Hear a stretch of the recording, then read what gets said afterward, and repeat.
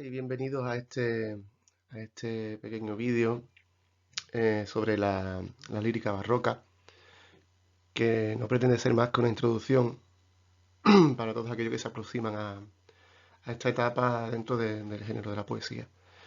Lo primero que veis aquí son los tres poetas principales, Quevedo, Góngora y López de Vega. Son los tres autores más estudiados, con mayor número de poemas de gran calidad dentro de esta época, aunque evidentemente existieron más. Pero son los que más se estudian y son los que más merecen la pena nuestra atención. Eh, los tres con una misma forma de hacer poesía dentro del barroco, pero cada uno con su idiosincrasia poética y sus diferencias a la hora de escribir.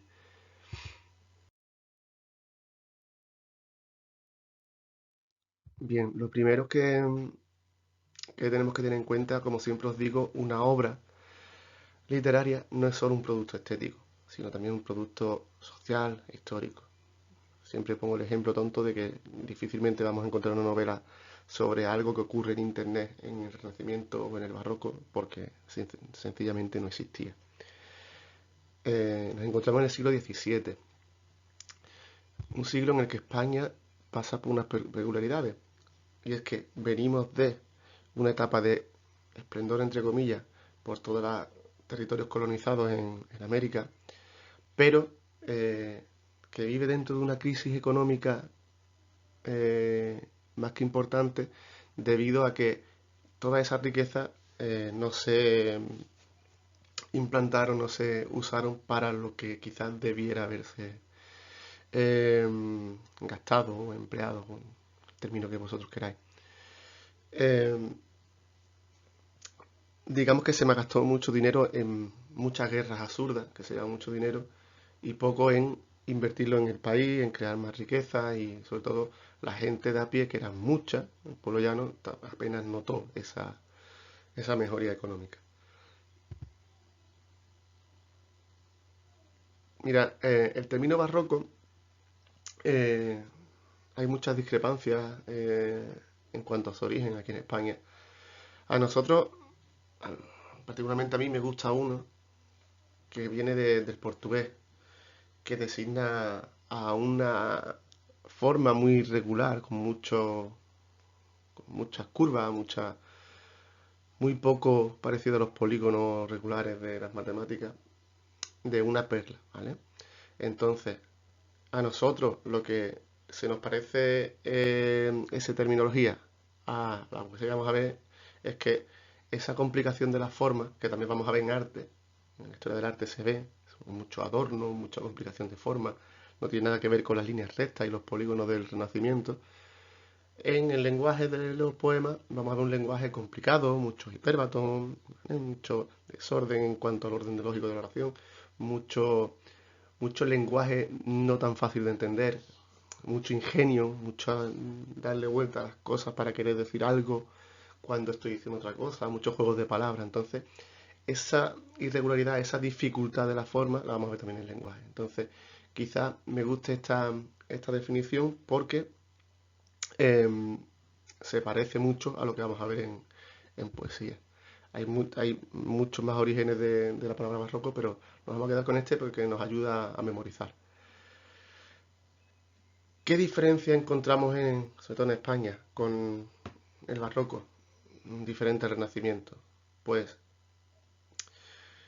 digamos que la contrarreforma, ¿vale? Se viene viendo en esta época por la reforma protestante que hubo en Europa, en España, digamos que la religión se cerró todavía un poco más en este momento de la contrarreforma. No es que se deje de lado el carpe diem, el aprovechar nuestra vida aquí en la tierra, se dé un carpetazo y volvamos a la Edad Media, pero sí que vamos a ver una mezcla entre sentimiento religioso un poquito medieval, un poquito más, más, más grande, mayor que en el Renacimiento, pero a la vez eh, también queremos aprovecharlo de aquí, también queremos disfrutar de ciertos placeres de aquí, ¿vale? Pero siempre dentro de un dogma religioso que no da tanta libertad como el renacentista.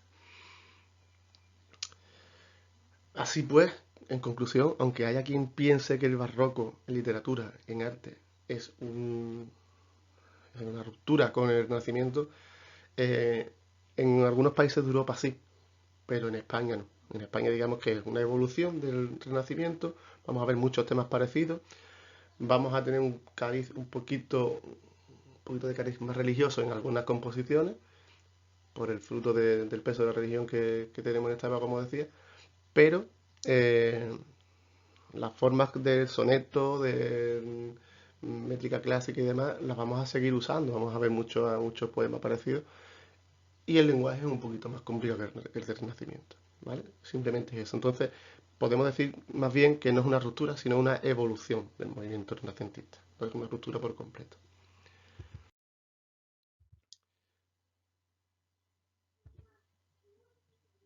En cuanto a las tendencias y los temas, vamos a primero diferenciar dos tendencias que no fueron las únicas, evidentemente, pero sí son las principales, las que más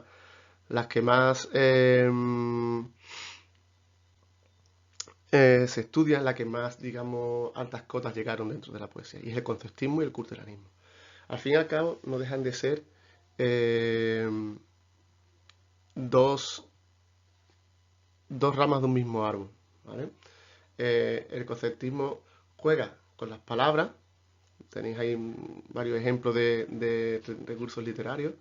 Eh, Intenta jugar con palabras contrarias, con palabras que suenen parecido, pero quiere decirlo algo diferente. Juega mucho con eso para querer decir algo en el poema. Y el culteranismo viene a ser lo mismo, ese genio, ese juego de palabras, a veces difícil de entender, pero es todavía más recargado y con palabras muy cultas, mucho cultismo. ¿Qué significa cultismo? Palabras más antiguas, palabras que apenas ya en esa época se usaban.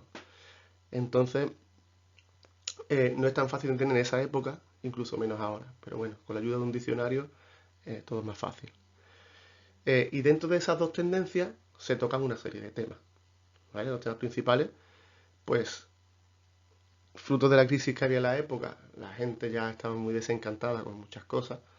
Entonces, la inseguridad en cuanto al futuro dentro de la vida, incluso a qué ocurre después de la muerte, nos lleva a que haya una poesía metafísica, que eso no es más que sobre el sentido de la vida, y ahí los más, mm, digamos, cercanos a la corriente renacentista, sí que meten mucho el tópico del carpe diem. Los más pesimistas, pues, eh, quizás recurran más al tópico del ubisum, ¿no? De dónde están las cosas que ya no existen. Tenemos también temas del desengaño, que ahí es donde más abunda la sátira y la burla. Y ahí tenemos dos opciones. O bien hay cierto conformismo y tenemos un poquito de actitud,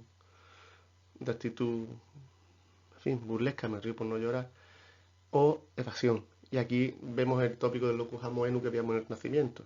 Me evado a la naturaleza, me evado a un lugar diferente, me evado para estar tranquilo y, y que no me afecten los problemas que inundan el día a día. El amor, el amor es un tema universal que va a estar presente en cualquier época, en cualquier tendencia, ¿vale?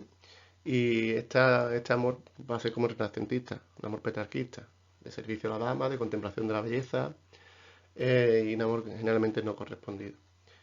Y por último, dependiendo de qué quiero transmitir, tenemos la mitología. La mitología nos sirve para, mediante personajes mitológicos o historias de mitos, como hacían los renacentistas también algunas veces, eh, digamos, sacaba fuera mi interior, mi pensamiento, o lo comparaba con situaciones de la vida. Eh, Puede ser eso, un reflejo de sentimientos del autor, de alguien que conozca, pero al fin y al cabo no deja de ser más que una pincelada de cultismo, de dificultad de entender. ¿Vale? De ahí que esto siempre acompaña al barroco. Hay quien asocia el barroco con algo oscuro.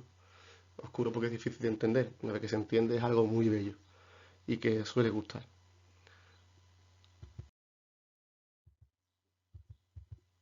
Aquí tenemos los tres autores principales de los que os hablé. Quevedo, Góngora y Lope de Vega. Se suele asociar que Quevedo es más de la línea conceptista, que Góngora es de la tendencia culturanista, y Lope de Vega tiene un pequeño problema que no es tan problema, sino que fue tan genial, tan pródigo a la hora de escribir obras, escribió tantas obras en teatro, modernizó el teatro en la época y es tan conocido y famoso por su obra teatral que parece que la obra lírica de este autor es menor cuando no es así. Pero claro, encima tienes en la misma época Quevedo y Góngora, que fueron dos monstruos de la poesía, todavía ensombrecen un poquito más la figura de Lope de Vega, pero no es así. Eh,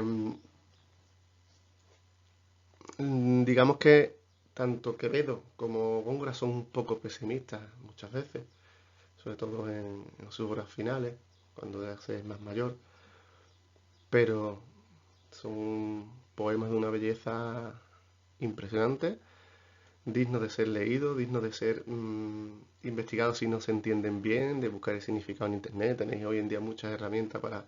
Voy a buscar el poema tal de Quevedo, a ver qué significa, voy a ver ejercicios que ya estén resueltos, voy a ver... Y ahí tenéis una cantidad de información increíble. ¿Vale? Esto es una pincelada muy pequeña de lo que es el barroco en nuestra literatura, en nuestra lírica, ¿vale? No la literatura completa.